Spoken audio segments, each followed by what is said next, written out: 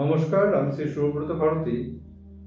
তো আমাদের সারাদিনের যে ওয়েস্টেজ যে সমস্ত প্রোডাক্ট আছে, যেমন তরি তরকারি, সারাদিন রান্না হওয়ার পরে যে সমস্ত আবর্জনাগুলি জমা হয়, আমাদের ইউজ করার পরে যেগুলি আর কি ওয়েস্টেজ যে সমস্ত প্রোডাক্টগুলি থাকে, সেই প্রোডাক্টগুলি তাহলে আমরা বাড়ির মধ্যে কোথায় রাখবো, কোথায় স্টোর করব এবং কোথায় সেগুলিকে মানে ডাস্টবিন হিসাবে সেগুলিকে কোথায় রাখবো।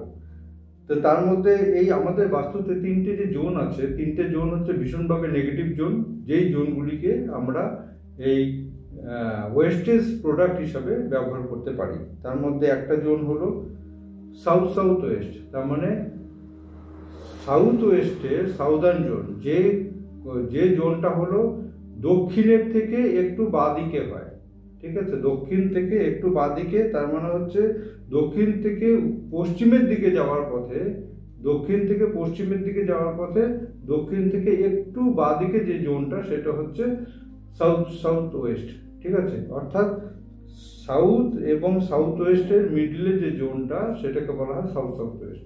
তো আপনারা ওইখানে যদি ডাস্টবিন হিসেবে জায়গাটাকে ইউজ করেন, তাহলে কোনো ক্ষতি হবে না, বরং প্রফিটই হবে। নমস্কার।